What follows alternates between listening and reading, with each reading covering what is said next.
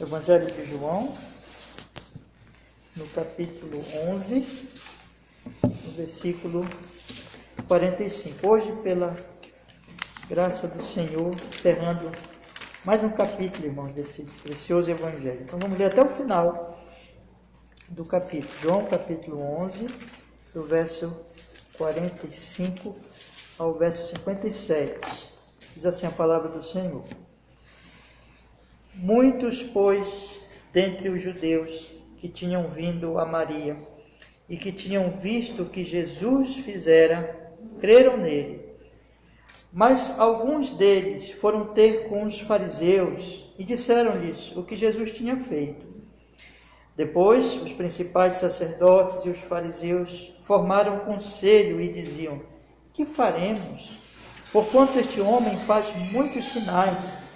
Se o deixarmos assim, todos crerão nele, e virão os romanos e tirar-nos-ão o nosso lugar e a nação. E Caifás, um deles, que era sumo sacerdote naquele ano, lhes disse: vós nada sabeis, nem considerais que nos convém que um homem morra pelo povo e que não pereça toda a nação. Ora, ele não disse isto de si mesmo, mas sendo sumo sacerdote naquele ano, profetizou que Jesus devia morrer pela nação. E não somente pela nação, mas também para reunir em um corpo os filhos de Deus que andavam dispersos.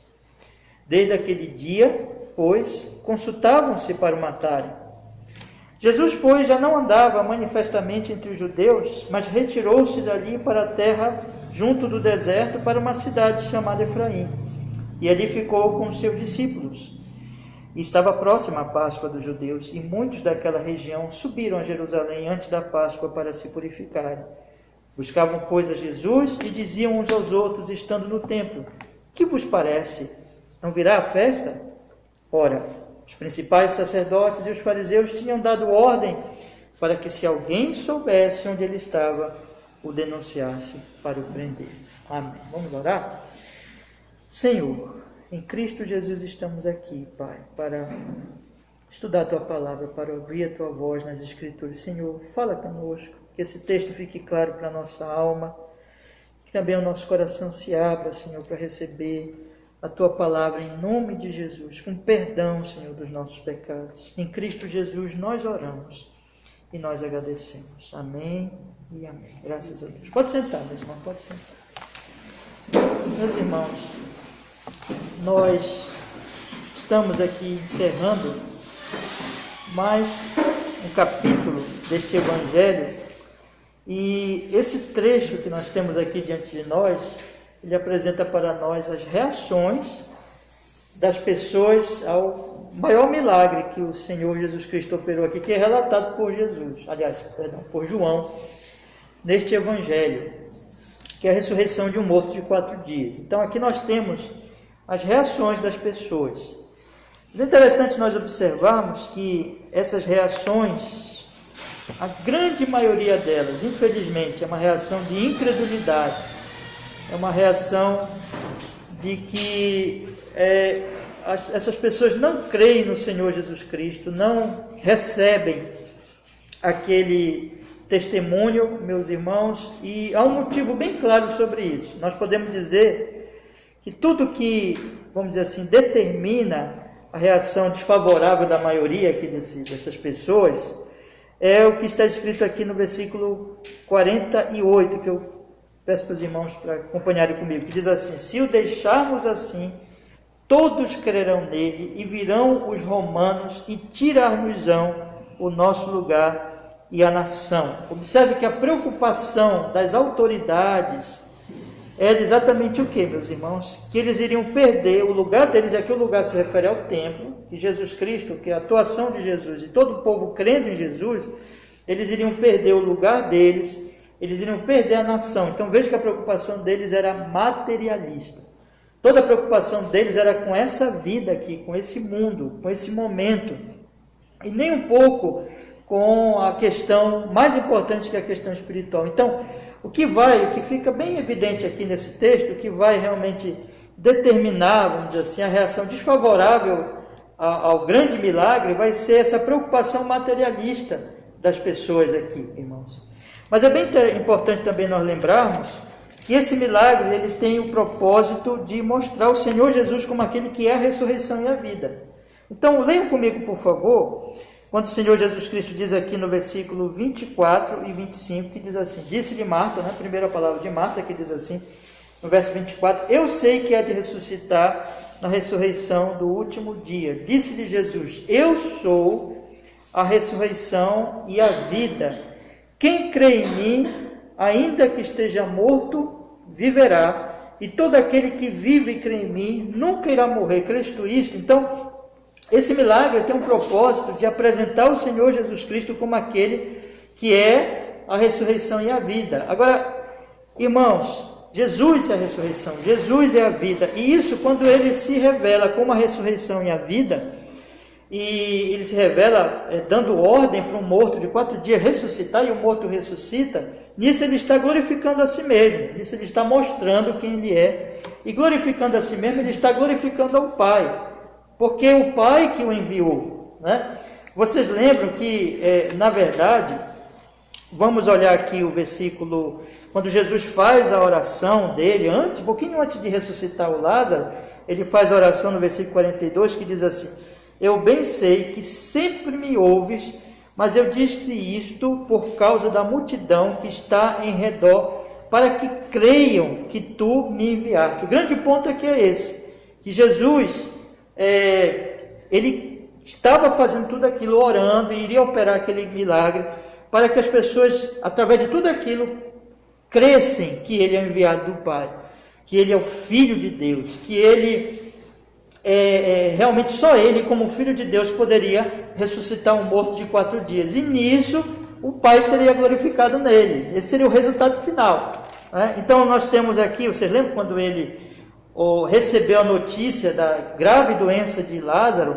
No versículo 4, acompanhe comigo, por favor. Qual foi a palavra de Jesus no versículo 4? Ele diz assim: e Jesus, ouvindo isto, disse: esta enfermidade não é para a morte, mas para a glória de Deus, para que o Filho de Deus seja glorificado por ela. Para a glória de Deus, para que o Filho de Deus seja glorificado por ela. Isto é, para que o Pai seja glorificado na medida que o Filho é glorificado, na glória do Filho. Por quê? Porque o Pai enviou o Filho. Então, todo o propósito do milagre era esse: mostrar o Filho de Deus, o enviado de Deus, para que as pessoas crescem nele, aquele que é a ressurreição e a vida. Ressurreição no sentido espiritual, no sentido primeiro de que todo aquele que crê nele está morto, como Paulo vai falar lá em Efésios 2, morto em delitos e pecados, mas quando o Espírito Santo reaviva, vivifica, usando a linguagem lá do capítulo 2 de Efésios, a pessoa crê no Senhor Jesus, ela está então, foi ressuscitada espiritualmente, ela nasceu de novo.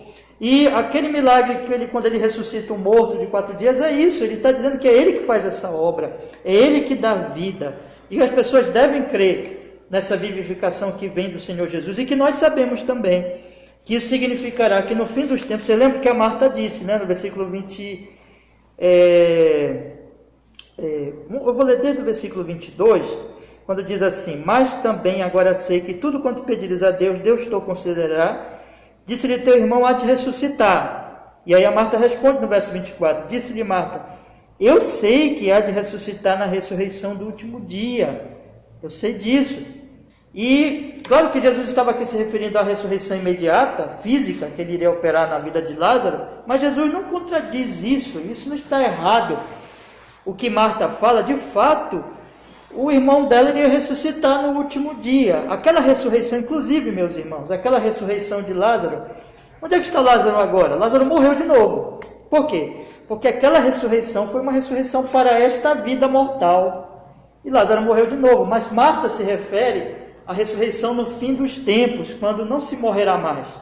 Quando Jesus vier, aqueles que são dele, todos vão ressuscitar, é verdade, justos e injustos. Ele falou isso também já num dos seus sermões anteriormente, que nós já estudamos aqui. Mas aqueles que ressuscitam, crentes nele, ressuscitam para a vida. Então, para uma vida eterna. Mas essa vida eterna já começa aqui.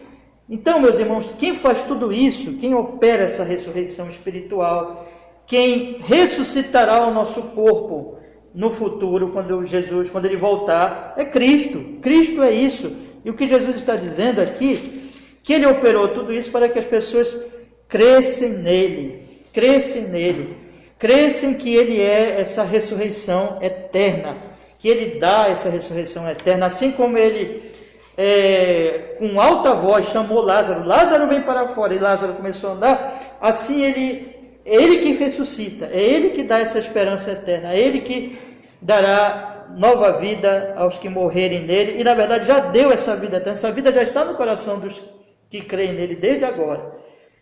Mas aqui a questão é o quê? É vida espiritual, e é vida em relação ao reino eterno de Cristo. Mas as pessoas aqui, irmãos, a maioria delas rejeita essa vida. A maioria delas não crê em Jesus porque estava em jogo o quê? Questões materiais. Estava em jogo essa vida aqui. Estava em jogo o poder que os judeus tinham, os benefícios que os judeus tinham naquele momento.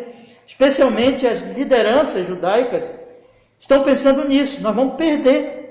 Se todo mundo crê em Jesus, nós vamos perder. Os romanos virão, os romanos tirarão o nosso templo, os romanos tirarão a nossa nação, nós vamos ser dispersos, nós vamos perder. Então veja que a preocupação dessas pessoas incrédulas, que rejeitam Cristo, que rejeitam a mensagem de Cristo, é por causa de questões materiais, por causa desta vida, eles rejeitam a vida eterna.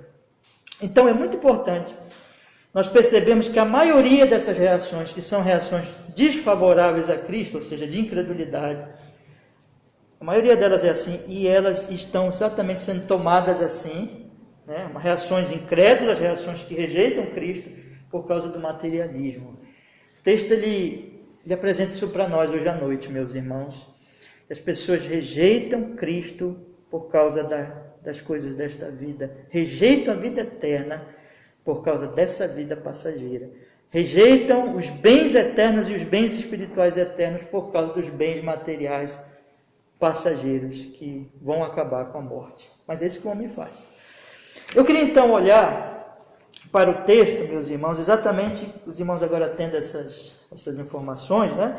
Nós vamos olhar aqui para essas reações que aparecem no texto. Então, desde o versículo 45 até o final do capítulo, as reações ao milagre que o Senhor Jesus Cristo operou. Vamos dividir o texto da seguinte maneira. O verso 45 e 46 mostra a primeira reação das testemunhas oculares, as testemunhas que viram o milagre de nosso Senhor ali, viram ele ressuscitar Lázaro. O verso 47 a 53, nós temos a reação das autoridades judaicas.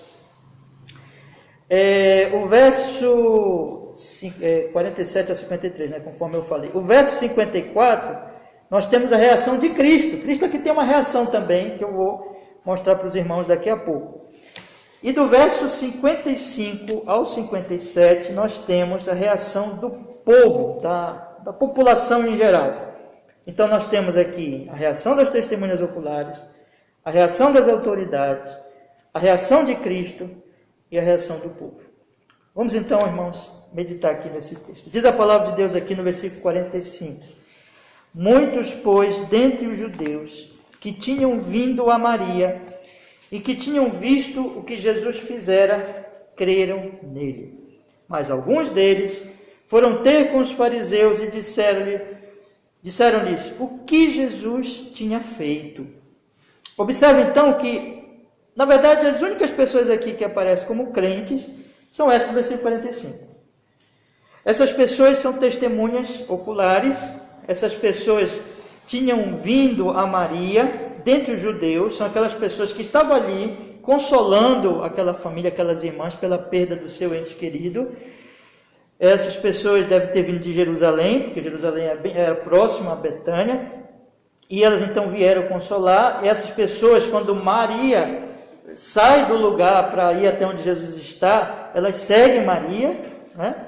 Elas veem Maria chorar, elas veem Jesus chorar também, elas ouvem a oração de Cristo, elas veem ouvem a ordem de Cristo e veem as pessoas tirarem a pedra. Elas ouvem a voz do nosso Senhor falando bem forte, Lázaro sai.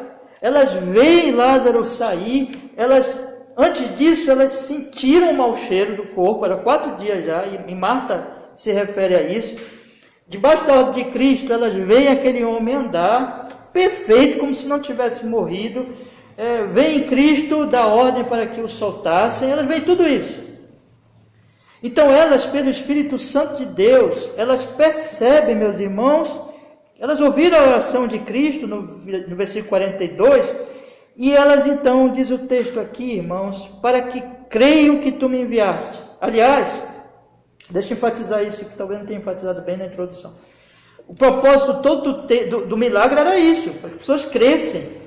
Aliás, João diz lá no finalzinho do capítulo 20, ele diz, olha, Jesus fez muitos milagres, mas esses eu apresentei aqui para que vocês creiam. Então, esse milagre, inclusive, tanto que esse era o propósito de Jesus, apresentar aqui para que as pessoas crescem, e o João estava aqui apresentando para que as pessoas crescem, e essas pessoas creram.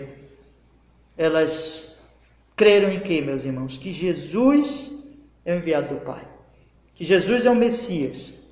É possível aqui que nem todos tivessem uma fé salvífica, mas nós podemos dizer que possivelmente a maioria, pelo menos dessas pessoas, tiveram sim uma fé salvífica. Elas creram realmente que o nosso Senhor é o enviado do Pai, que Ele é a ressurreição e a vida, que Ele é o Messias prometido, que Ele é a salvação. Confiaram nele, se tornaram discípulas dele, perceberam que a grande riqueza dele não é material, que a vida eterna é espiritual, que essa é realmente o valor eterno, que não importa realmente tanto questões materiais, mas o que importa é a fé nele, e que no final é isso que permanecerá, o fato de que Jesus Cristo, Ele é a ressurreição e a vida, que Ele é a vida, e que fora dele, na verdade, todas as coisas são mortas, tudo está morto, tudo está marcado pelo pecado, que Ele é o enviado do Pai para nos trazer vida eterna. Elas creram nisso, meus irmãos, elas creram nisso, mas alguns outros não creram. O versículo 46 vai dizer o que? Mas alguns deles foram ter com os fariseus e disseram que Jesus tinha feito. Algumas daquelas pessoas, da mesma forma como o primeiro grupo, testemunhas oculares, pessoas que viram tudo isso. Mas é incrível, irmão, diante de tantas evidências, diante de um milagre extraordinário, essas pessoas vão procurar os fariseus, os inimigos de Cristo. É claro que elas vão pedir, informar, porque elas querem que seja feita alguma coisa com relação a Jesus. É bem provável, meus irmãos, que essas pessoas que vão falar para os fariseus, que saem dali, vão a Jerusalém, vão falar para os fariseus, elas têm o mesmo sentimento dos próprios líderes religiosos, entre eles fariseus, saduceus, que se reúnem em conselho sinédrio, e que tem esse pensamento, versículo 48. Se o deixarmos assim, todos crerão nele, e virão os romanos e tirar-nos-ão o nosso lugar e nação. Possivelmente, era o mesmo sentimento dessas pessoas que foram contar para os fariseus o que Jesus tinha feito. Elas ficaram preocupadas, que esse milagre vai atrair muita gente, esse milagre vai fazer todo o povo crer nesse Jesus aí, e isso vai causar uma revolução, e isso vai chamar a atenção dos romanos, e eles vão vir aqui com a força do seu exército, com a sua mão pesada, e vão nos destruir. Vão destruir Jerusalém, vão destruir as nossas posses, vão tirar o que é nosso.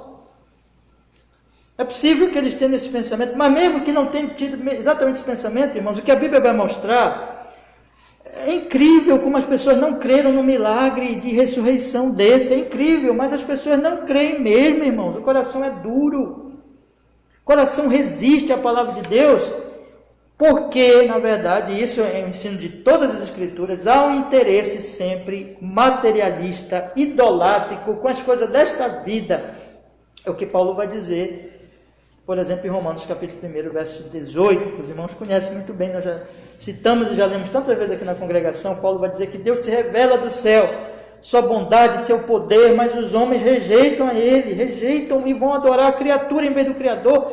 Há no coração do homem uma rejeição a Deus, há um desejo louco, porque o pecado causa isso, uma cegueira voluntária. Por mais que a luz esteja lá, por mais que a palavra de Deus esteja clara, por mais que a verdade esteja dentro das pessoas, mas por causa do amor a este mundo, do amor aos seus ídolos e às suas coisas, eles vão adorar a criatura em vez do Criador, que é bendito eternamente. Amém, como diz Paulo lá em Romanos 1.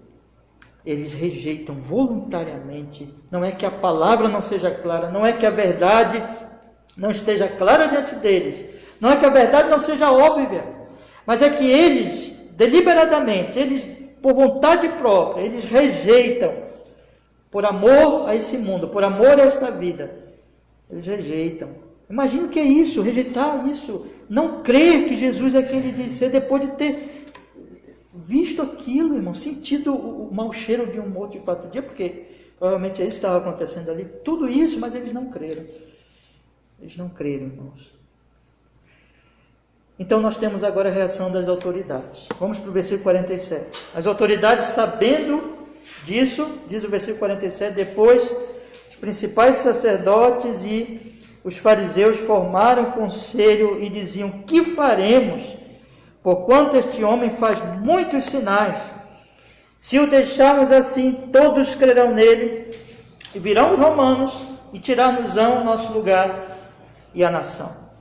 Aqui está, meus irmãos, aqui bem óbvio, né? A questão materialista, a questão política. Aqui nós estamos falando de autoridades, aqui nós estamos falando do Sinédrio. O Sinédrio era formado por Saduceus. O Sinédrio era, vamos dizer assim, um poder maior, político, aqui é político religioso, né? Dos judeus. E aqui nós temos aqui, a maioria deles eram saduceus, que era uma classe religiosa, racionalista, eles não criam, por exemplo, na ressurreição, em anjos, essas coisas. E a minoria deles era de fariseus, que criam na ressurreição, criam nessas questões espirituais, mas o sumo sacerdote era saduceu. Então, essa classe que tinha poder, que tinha privilégios, não queriam perder esse privilégio. E eles olharam para Jesus Cristo como uma ameaça. Eles olharam para Cristo como alguém que, depois, vejam, irmãos, vejam que eles reconhecem os sinais. Vocês lembram lá do capítulo 9 que nós já estudamos, que os fariseus, essa mesma classe de autoridades aqui, religiosas, político-religiosas, quando eles receberam o ex-cego, e eles ficaram ali conversando com o ex-cego, mas nunca admitindo que Jesus tinha curado milagrosamente aquele homem, sempre tentando achar ali alguma coisa que mostrasse que ali havia uma fraude.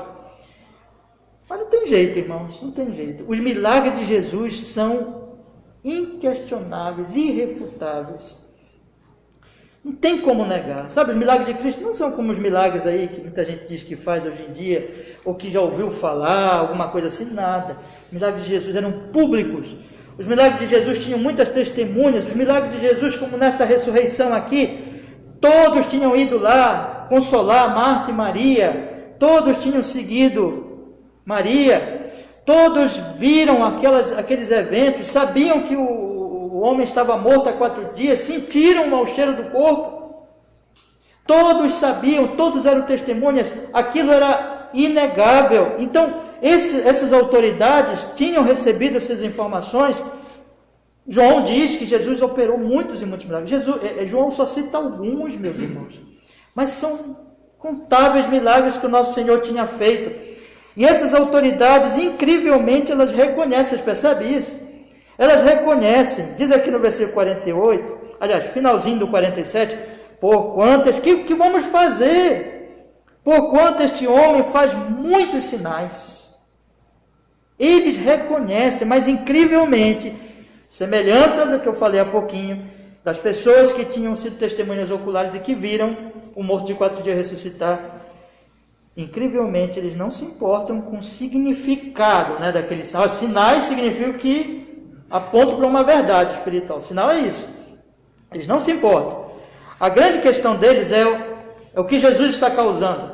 Como são muitos sinais, muitas pessoas vão crer. vai ter uma revolução, e eles imaginam loucamente que Jesus está preocupado com questões políticas, com questão dessa vida, em ser um Messias político. Jesus não está preocupado com isso. Vocês lembram que quando ele multiplicou pães e peixes, e as pessoas vieram para fazer dele um rei, ele saiu, ele não queria ser um rei dos judeus, rei político. Ele evitava usar título que trouxesse uma compreensão de um líder político. Ele não queria isso. Ele era rei, sim, mas rei espiritual. Rei de um reino eterno, não material, não desta vida, não deste mundo. Mas aqueles homens só pensavam de forma baixa, de forma rasteira, de forma daqui de baixo, só se preocupavam com isso. E eles olhavam, interpretavam Jesus assim: todo mundo vai crer nele, aí virão os romanos com seu poder, com seu exército, com a sua força, e vão pisar em nós, e vão destruir o nosso lugar, que provavelmente se refere ao templo. Vão destruir a nação, os judeus serão dispersos, vão perder tudo. Que faremos? Olha, esse homem está fazendo, melhor dizendo, esse homem está operando muitos sinais, o que vamos fazer? A ironia disso, o que eles estão dizendo é o seguinte, é que Jesus vai destruir a nação. Percebe isso? Jesus é um perigo público.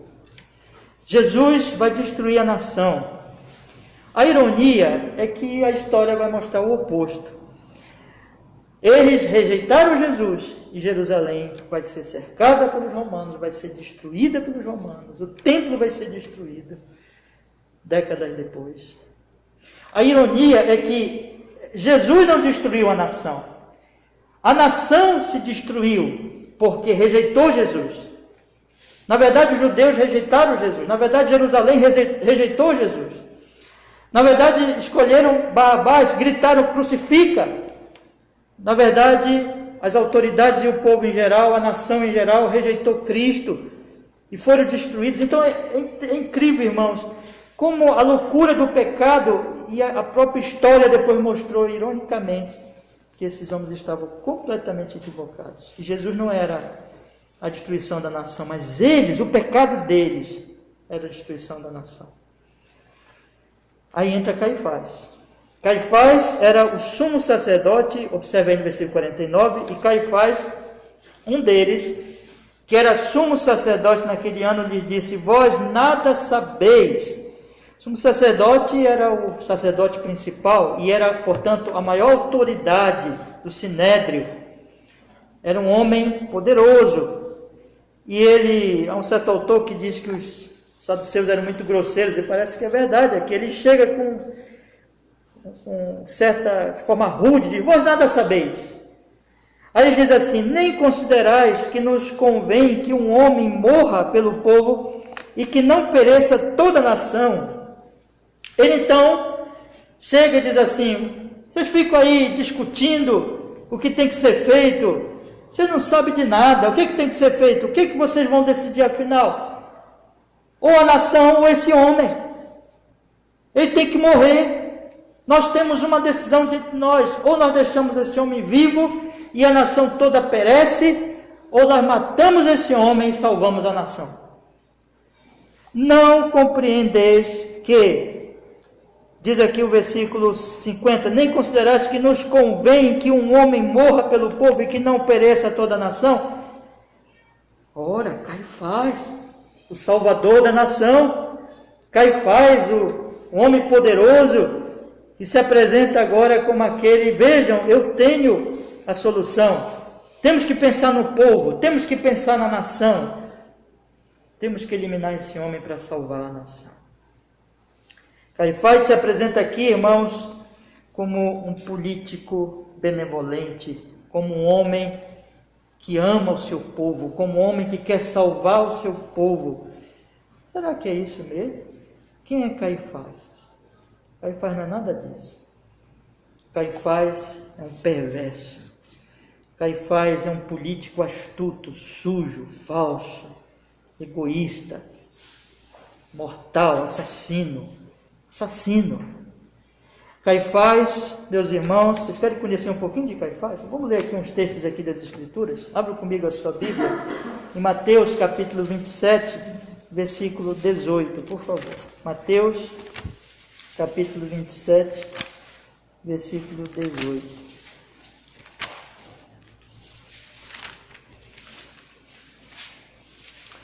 Vamos ler, para nós pegarmos o contexto, desde o versículo 16. Aqui é aquele famoso julgamento de Pilatos. Pilatos querendo fazer média com o povo, não sabe o que fazer, sabe que Jesus é inocente, mas querendo fazer média com o povo, ele... Quer que aumente o frio, irmão? Tá bom? Tá bom, fique à vontade. Então, olha o que diz aqui o texto no Mateus 27,16, diz assim a palavra. E tinha então preso bem conhecido chamado Barrabás.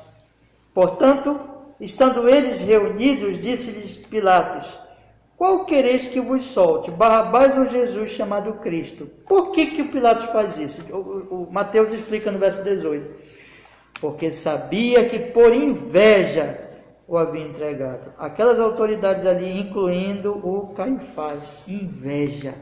Eram homens invejosos, eram homens que tinham inveja de Cristo, eram homens que viram que Cristo estava tirando o prestígio deles, o poder deles, o comando deles. Eles tinham pavor de Cristo como um líder político que ia tirar o poder deles, eles tinham inveja. Não estavam nem um pouco preocupados com o povo, Caifás não estava nem um pouco preocupado com o povo, a preocupação era com ele, com seu poder, um político astuto e perverso. Vamos ler mais um texto que mostra isso, Mateus, ainda em Mateus, agora no capítulo 26, meus irmãos, no versículo 57 em diante, vamos ler, por favor. Mateus 26, 57, leiam comigo, por favor. Diz a palavra do Senhor, e os que prenderam a Jesus e o conduziram à casa do sumo sacerdote Caifás, olha o Caifás aí, onde os escribas e os anciãos estavam reunidos, e Pedro o seguiu de longe, até o pátio do sumo sacerdote, e entrando assentou-se entre os criados para ver o fim. Ora, os principais sacerdotes e os anciãos, e todo o conselho, isso aqui é o Sinédrio, buscavam falso testemunho contra Jesus para poderem dar-lhe a morte. Veja a intenção desses homens. Eles já tinham decidido lá, é o que João narra, matar Jesus. E aqui era um julgamento de faz de conta, em que o veredito já estava decidido, eles já tinham decidido matar Jesus. Então o que eles fazem? Eles buscam falso testemunho contra Jesus para poderem dar-lhe a morte. E não achavam, verso 60, apesar de se apresentarem muitas testemunhas falsas, não achavam. Mas por fim, chegaram 2 testemunhas falsas e disseram, este disse, eu posso derrubar o templo de Deus e reedificá-lo em 3 dias. Levantando-se o sumo sacerdote, disse-lhe, não respondes coisa alguma? Quem era o sumo sacerdote? Caifás, lembre dele. Ao que estes depõem contra ti, não responde coisa alguma ao que estes depõem contra ti. Verso 63. Jesus, porém, guardava silêncio, e respondendo, o sumo sacerdote disse-lhe, conjuro-te pelo Deus vivo, que nos diga se tu és o Cristo, o Filho de Deus. Aqui ele chamou Jesus para um juramento, era muito sério, Jesus não podia ficar calado. Era um juramento diante de Deus, e ele tinha que falar a verdade diante de Deus. Veja a astúcia de Caifás. E aí Jesus diz a verdade. Jesus, debaixo desse juramento, diz, verso 64, disse-lhe Jesus, tu disseste, digo-vos, porém, que vereis em breve o Filho do Homem assentado à direita do poder e vindo sobre as nuvens do céu. Ele confessou quem ele era. Então o sumo sacerdote rasgou as suas vestes. Rasgar as vestes mostra o quê? Tristeza pelo pecado. Veja que homem falso, ele simula tudo, ele faz tudo, mas aqui ele se faz de indignado, de triste com o pecado. Ele rasga as suas vestes dizendo, blasfemou, para que precisamos ainda de testemunhas? Eis que bem ouviste agora a sua blasfêmia, que vos parece? E eles responderam, disseram, é réu de morte. Mas espera aí, mas ninguém parou para pensar, ninguém quis pensar, mas ele não está dizendo a verdade? Não, irmãos, porque eles eram todos criminosos, eram todos políticos astutos, líderes políticos religiosos que tinham inveja de Jesus, que na verdade, no fundo, sabiam que Jesus estava dizendo a verdade, mas eles odiavam Cristo. Eles queriam matá-lo, e Caifás era o líder deles, era o pior deles, era o pior. Vamos voltar para João. Veja, este é o caráter de Caifás: invejoso, falso, manipulador, que usava o poder, que usava as palavras, que usava a legalidade, digamos assim, usou até o nome de Deus, com objetivo assassino, um homem criminoso, perverso, mau. Esse era Caifás. Então ele não estava preocupado. E veja, o discurso dele é bonito. Nós temos que salvar a nação, nós temos que salvar o povo. Ele não estava interessado em salvar povo nenhum. Ele estava interessado em conservar o seu poder, conservar os seus privilégios. E se fosse preciso, ele mataria. Ele matou mesmo, ele era assassino. Mataria para conservar o seu poder. E foi isso que ele fez. Mas aí, meus irmãos, João vem com uma informação impressionante. João diz que Caifás, já voltei para João, tá? Ele diz que Caifás, sem o saber, profetizou. Que coisa! Olha o que ele diz. Vamos ler o versículo 50 e em diante. João 11:50. Nem considerais que nos convém que um homem morra pelo povo e que não pereça toda a nação. Ora, aqui é João falando, ele não disse isto de si mesmo, mas sendo o sumo sacerdote naquele ano, profetizou que Jesus devia morrer pela nação, e não somente pela nação, mas também para reunir em um corpo os filhos de Deus que andavam dispersos. João vai dizer assim, vejam isso. Ele não disse isso de si mesmo, mas ele profetizou. Caifás era um sumo sacerdote. Caifás aí tinha uma posição importantíssima, dado a Deus no Antigo Testamento, aos levitas, aos filhos de Arão, especialmente, que eram os sumos sacerdotes, que faziam a intermediação entre Deus e o povo. E o sumo sacerdote, além dessa função sacerdotal, em certo sentido, também ele tinha uma função profética, ele também trazia a palavra de Deus. Então, ele representava o povo, melhor dizendo, diante de Deus, no seu sacrifício, mas também trazia a palavra de Deus ao povo. E aqui o que João está dizendo é que, como ele era o sumo sacerdote naquele ano, Deus o usou sem que ele soubesse, ainda que ele era um homem perverso, ainda que as intenções dele com essas palavras eram terríveis e falsas e assassinas, mas sem o saber, Deus o usou para que ele abrisse a sua boca e profetizasse que de fato tinha que morrer um homem pela nação. É verdade, Caifás?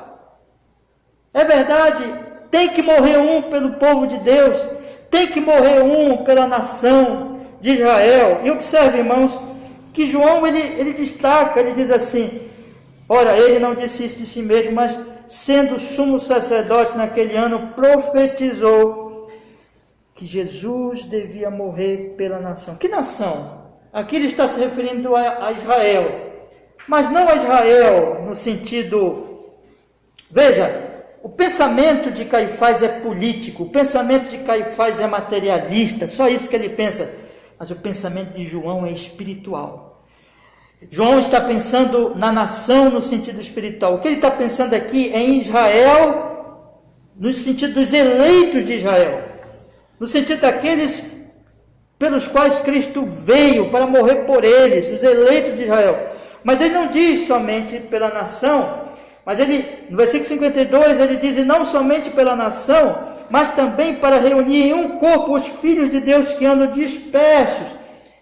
Quem são esses que estão dispersos? São os que são fora de Israel, que não pertencem àquela nação, mas que são gentios, irmãos.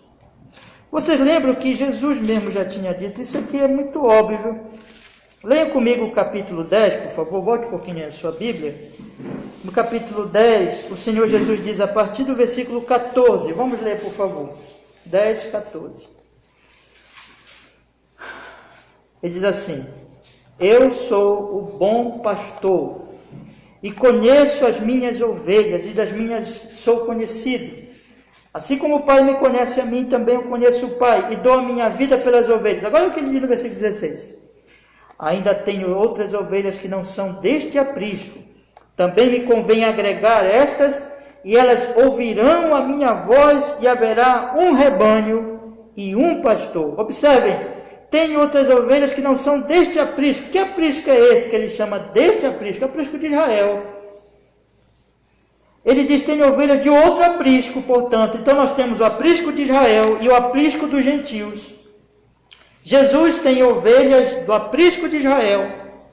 Jesus tem ovelha do aprisco dos gentios. E Jesus diz que elas ouvirão, a mim me convém agregar estas, e elas ouvirão a minha voz, e haverá um rebanho e um pastor. Então do aprisco de Israel ele tira as suas ovelhas. Do aprisco dos gentios ele tira as suas ovelhas. E ele forma um rebanho, do qual ele é o pastor, o único pastor. Um pastor, um rebanho. É a igreja, irmãos. Então, voltando para João 11, o que João 11 está dizendo é o seguinte: enquanto Caifás está pensando politicamente, enquanto Caifás está pensando como uma nação, no sentido político, João está dizendo, Caifás profetizou sem saber, na sua perversidade, com as suas intenções más, mas aquelas palavras são proféticas.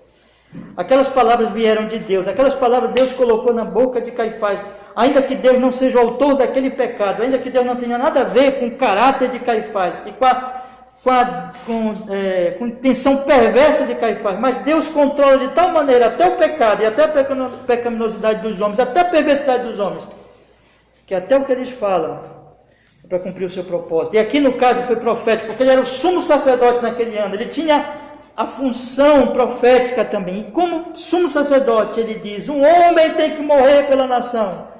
É verdade, Caifás, mas não no sentido que você está dando, mas no sentido espiritual. Jesus tem que morrer pelo seu povo, pelas suas ovelhas, dentre os gentios, dentre os judeus. Jesus iria morrer mesmo. De fato, Jesus morreu mesmo. Deus estava conduzindo tudo para que esses perversos matassem Jesus com intenção maligna.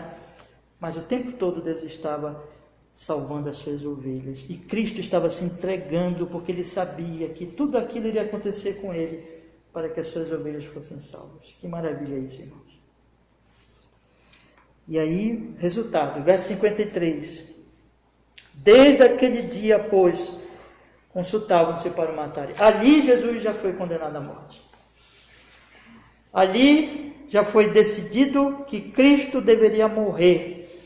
E tudo que aconteceu depois, como nós vimos já em alguns textos que eu já li com os irmãos anteriormente, foi tudo já só para fazer a média, só para aparecer, mas já estava tudo decidido.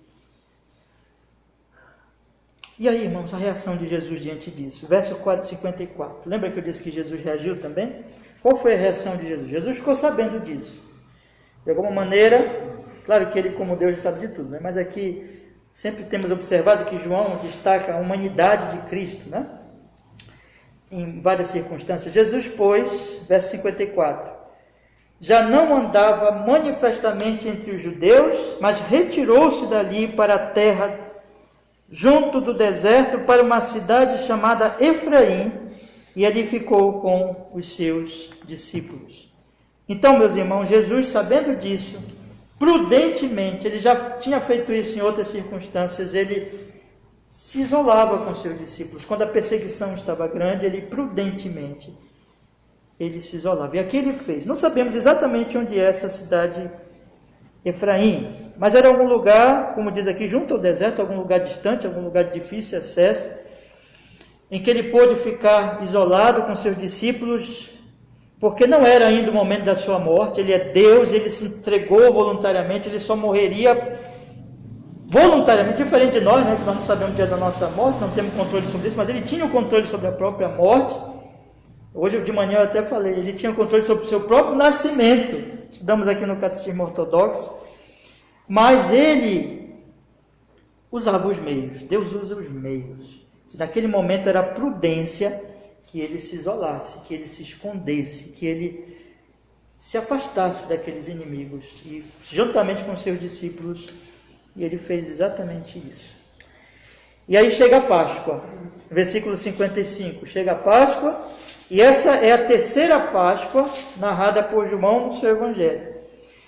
E diz a palavra aqui no versículo 55: estava próxima a Páscoa dos judeus, e muitos daquela região subiram a Jerusalém antes da Páscoa para se purificarem. Então estava chegando a Páscoa, tinha várias leis cerimoniais que o povo, antes de participar, tinha que se purificar, e muitas pessoas subiam de várias daquela região, né? Então ali os judeus vinham para Jerusalém dias antes da Páscoa, diz aqui o texto, subiram a Jerusalém antes da Páscoa para se purificar, para cumprir todos aqueles rituais. E nisso aí começou a ter aquela conversa. E aqui nós temos a reação do povo em geral. Já vimos a reação dos testemunhas oculares, reação das autoridades, reação de Cristo, e agora a reação do povo em geral. E qual foi a reação deles, irmãos? Versículo 56. Buscavam, pois, a Jesus e diziam uns aos outros, estando no templo: que vos parece? Não virá a festa? Ora, os principais sacerdotes e os fariseus tinham dado ordem para que, se alguém soubesse onde ele estava, o denunciasse para o prenderem. Irmãos, o povo em geral ficou sabendo daquele grande milagre. Um homem de 4 dias morreu, de 4 dias morto, melhor dizendo, foi ressuscitado. As autoridades querem prender o que ressuscitou. Qual é a reação do povo em geral? Será que ele não vem? Nós queremos ver esse homem. Quem é esse homem que ressuscitou? Cadê ele? Ele não vem? Curiosidade, pura e simples. Não tinham nenhum interesse espiritual. Não tinham nenhum interesse em Cristo como Filho de Deus. Não tinham nem interesse em compreender o sinal, mas queriam ver o espetáculo. Queriam ver esse Cristo.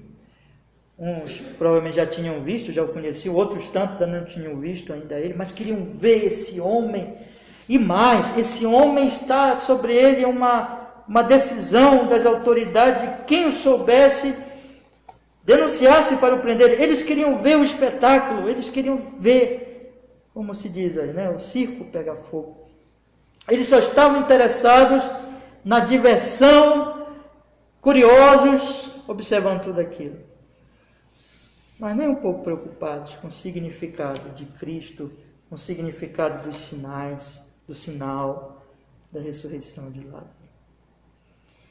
E aí ele vem? Cadê ele? Vocês acham que ele vem? Eu acho que não. Estão querendo prender a ele. Só isso. É um pouco diferente de hoje, né, irmãos? Essas reações estão por aí. Essas coisas estão aí na sociedade. Essas são reações, meus irmãos. Observem, só uma reação foi de fé. Só uma, que é do versículo 45. Muitos, pois, dentre os judeus que tinham vindo a Maria e que tinham visto o que Jesus fizera, creram nele. Só esses creram.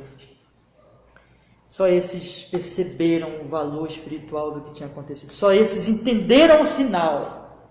Só esses perceberam que o sinal aponta para Jesus como enviado do Pai, como a ressurreição e a vida, como aquele que tem a promessa da vida eterna. Só esses se apegaram a Cristo. Mas todos os outros, por interesses meramente materialistas, aqueles que foram levar notícia, testemunhas oculares também, mas foram levar notícia para os fariseus, pensaram só nas coisas deste mundo. As próprias autoridades pensaram só nas coisas deste mundo. E Caifás, perverso, decidiu ali manipular, levou todos a decisão de matar Jesus. E o povo em geral também. Só curiosidade. Só curiosidade. E nós? Qual a sua reação diante desse Jesus? Em que você parece? diante desse Cristo, que é a vida eterna? Isso que eu lhes pergunto hoje à noite, meus irmãos. Mas deixa eu fechar a mensagem de hoje com 6 aplicações aqui para nós meditarmos. Nós pensamos, primeiro, irmãos, eu queria lhes dizer uma coisa, aplicando já o texto aqui. Tomemos cuidado com o materialismo. Muito cuidado. Desde a introdução eu procurei mostrar que a grande questão é essa, que o que nos afasta de Deus, que o que nos afasta de Cristo, que o que semeia fé no coração dos homens é o materialismo, é viver para esse mundo, é pensar só nas coisas desta terra, são os ídolos que as pessoas põem acima de Deus por causa da cegueira do pecado, e nisso elas rejeitam deliberadamente a evidência de que Jesus é a ressurreição e a vida. Elas rejeitam Cristo. Muito cuidado. Presumo que estou falando aqui com crentes, no entanto, nunca é demais dizer, você já creu mesmo em Jesus? Você não está dominado pelas coisas desta vida e deixando para depois o que é mais importante? Você vê a vida de forma materialista, numa cosmovisão, numa visão materialista, ou você vê a vida com os olhos espirituais da fé, da palavra, do Evangelho? Você percebeu que a sua maior necessidade é Cristo, que o materialismo é um perigo, e mesmo os crentes, irmão, muito cuidado, meu irmão, minha irmã, com o materialismo, muito cuidado quando as coisas desta vida, elas começam a abafar, elas começam a tomar conta dos seus pensamentos, das suas ocupações, quando você já não pensa mais nas coisas de Deus, já vai quebrando o dia do Senhor, porque tem tanta coisa para fazer, porque tem outras ocupações, já não lê mais a Bíblia, já não mais ora, já não pensa mais nas coisas de Deus, já está muito ocupado com essa vida. Irmãos, a nossa atitude sempre contínua, constante, é em que, naquilo que Jesus falou, lembra? Buscar em primeiro lugar o reino de Deus e a sua justiça. Todas as outras coisas serão acrescentadas. Deus vai cuidar de tudo. Nós nunca podemos deixar que o materialismo, que as coisas dessa vida, elas comecem a tomar demasiadamente o nosso pensamento, nos fazendo esquecer do mais importante, Cristo, a vida eterna, o reino eterno de Deus. Em segundo lugar, irmãos, cuidado para não sermos falsos.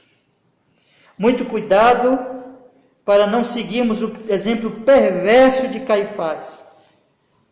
Muito cuidado para que essa atitude exatamente gerada pelo materialismo, veja como as coisas estão ligadas, exatamente pensando apenas nas coisas desta vida, em que se vai colocando o que não tem tanto valor. Veja, Caifás colocou o poder dele acima da vida, a vida de um ser humano, dizendo que queria salvar os homens, né? Mas veja como esse princípio de Caifás, quando eu começo a olhar para o outro como objeto, como alguém através do qual eu posso alcançar alguma coisa, e aí eu uso de mentiras, de falsidades, de enganos. Cuidado, não siga o exemplo de Caifás.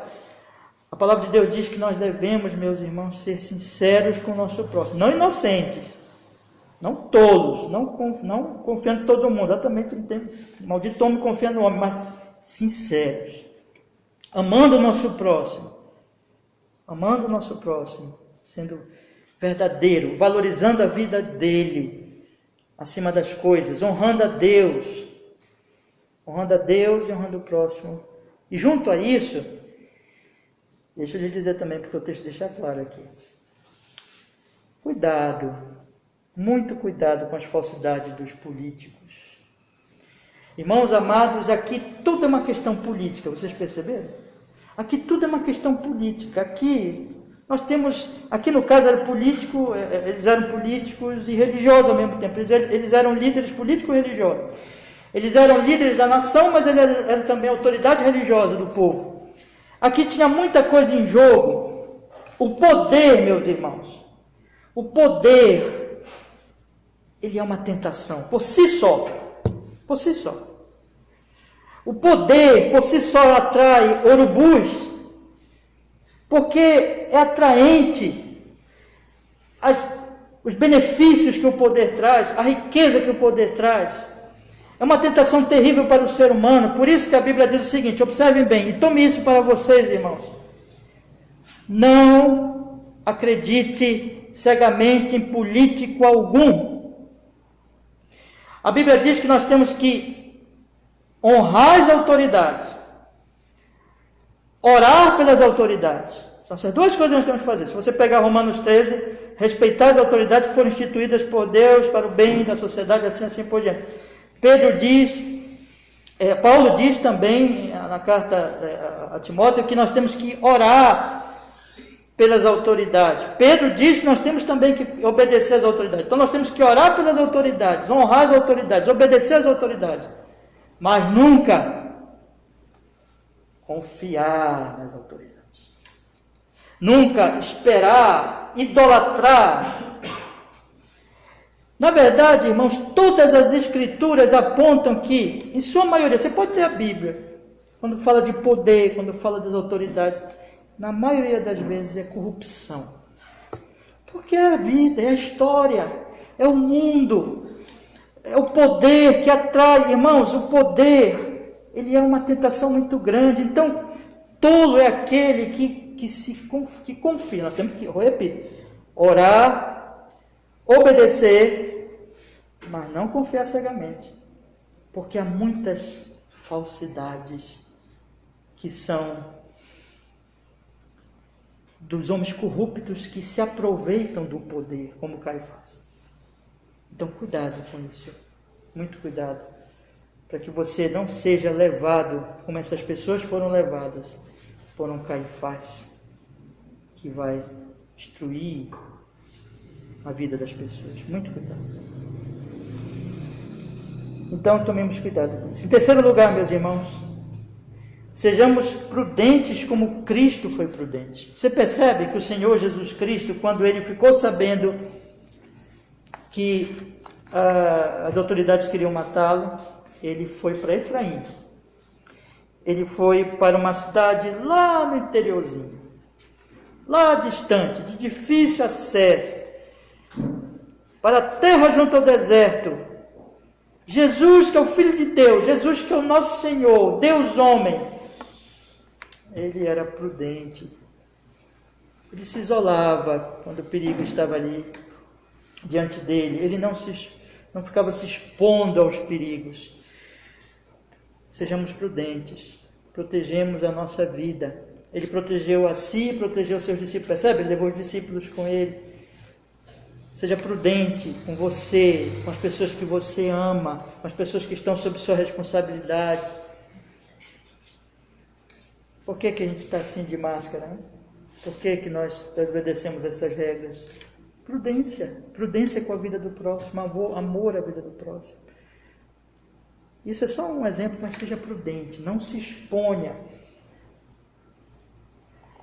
Em quinto lugar, meus irmãos, o texto também aponta que nós devemos viver uma vida para a vida. Caifás era um homem mortal. Caifás era um homem que matava, que manipulava, que fazia o mal. Era um homem do mal. Mas você percebe o contraste que o texto faz aqui? Vamos olhar o versículo 50.